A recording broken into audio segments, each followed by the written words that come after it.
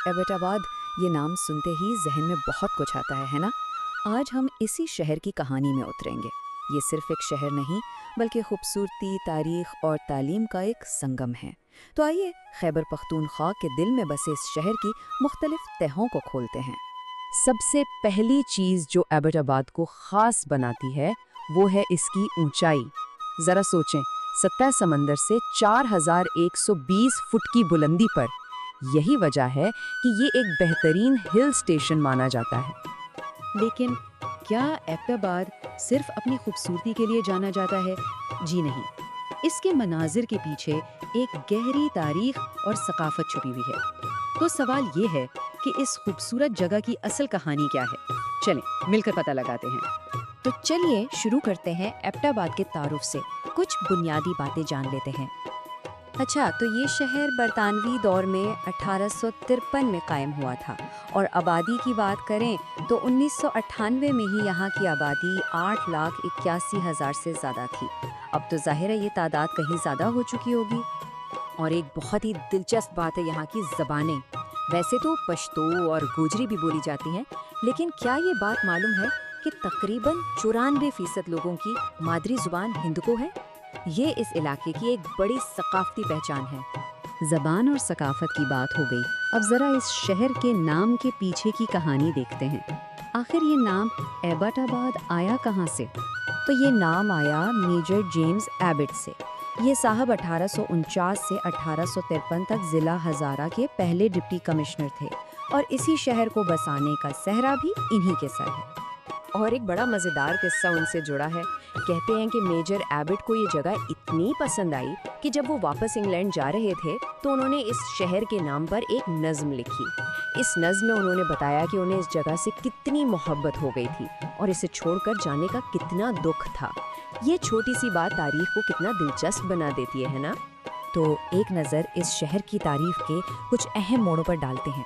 1853 में इसकी बुनियाद रखी गई, फिर 1901 तक आबादी 7,000 से तजावुज़ कर गई। 1948 में यहाँ ब्रिटिश रेड क्रॉस ने एक हस्पताल खोला और फिर 2005 का वो तबाहकुन ज़लज़ला जिसने इस इलाके को बहुत मुतासिर किया और कई पुरानी इमारतें भी इसकी जद में आईं। अच्छा, तारीख से हटकर अब एबटाबाद की एक और बहुत बड़ी पहचान की तरफ चलते हैं। इसे स्कूलों का शहर भी कहा जाता है। जानते हैं क्यों? देखें, जैसे कराची रोशनियों का शहर है, वैसे ही एबटाबाद स्कूलों का शहर है। और ये लक़ब इसे सिर्फ कहने के लिए नहीं मिला, इसके पीछे यहाँ के बेहतरीन तालीमी इदारे हैं। मिसाल के तौर पर पाकिस्तान की मशहूर ज़माना पाकिस्तान मिलिट्री एकेडमी यानी PMA का कोल यहीं पर है। फिर आर्मी बर्नहॉल कॉलेज जैसे कई और बड़े नाम हैं। यही वजह है कि पूरे मुल्क से लोग यहाँ पढ़ने आते हैं। तो तालीम के बाद अब आते हैं सैरो तफरीह पर। एबटाबाद का एक और बहुत अहम रोल है।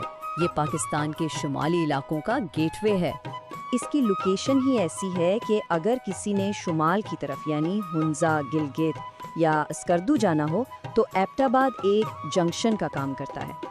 मशहूर ज़माना शाराए कराकरम भी यहीं से गुजरकर आगे जाती है। और ख़ुद एबटाबाद के आसपास भी घूमने फिरने की बहुत सी जगह हैं। सबसे पहले बात करते हैं नथिया गली की। कौन नहीं जानता इसे? अपने हरे भरे पहाड़ों और ठंडी ठंडी हवा के लिए मशहूर है। इसके बाद है अयूबिया। ये असल में 4 छोटे हिल स्टेशंस को मिलाकर एक नेशनल पार्क बनाया गया है और यहाँ की चेयरलिफ्ट का तो अपना ही मज़ा है। फिर एक जगह है ठंडियानी। इसका तो नाम ही ठंडी से निकला है, तो जाहिर है ये अपने ठंडे और पुरसुकून माहौल के लिए ही जानी जाती है। और अगर कोई ट्रैकिंग का शौकीन है तो उनके लिए है मीरान जानी। ये एबटाबाद ज़िला की सबसे ऊंची चोटी है, एक ज़बरदस्त एडवेंचर। तो हमने तारीख देखी, तालीम की बात की और सैरो तफरी का भी जिक्र किया। अब इन सब चीज़ों को जोड़कर देखते हैं कि एबटाबाद असल में है क्या। तो बुनियादी तौर पर इस शहर की कई पहचानें हैं। एक तरफ तो ये एक खूबसूरत हिल स्टेशन है, दूसरी तरफ इसका एक तारीखी बरतानवी विरसा है, तीसरा ये तालीम का एक बहुत बड़ा मरकज़ है और चौथा ये शुमाल की तरफ जाने वालों के लिए एक गेटवे है। एक शहर और इतनी सारी पहचानें। یہ ہمیں سوچنے پر مجبور کرتا ہے کہ اکثر ہم جگہوں کو صرف ایک ہی نظر سے دیکھتے ہیں جو میڈیا یا سرخیوں میں نظر آتی ہے، لیکن اصل سوال تو یہ ہے کہ ان سب سے ہٹ کر کسی بھی جگہ کی اصل روح کیا ہوتی ہے۔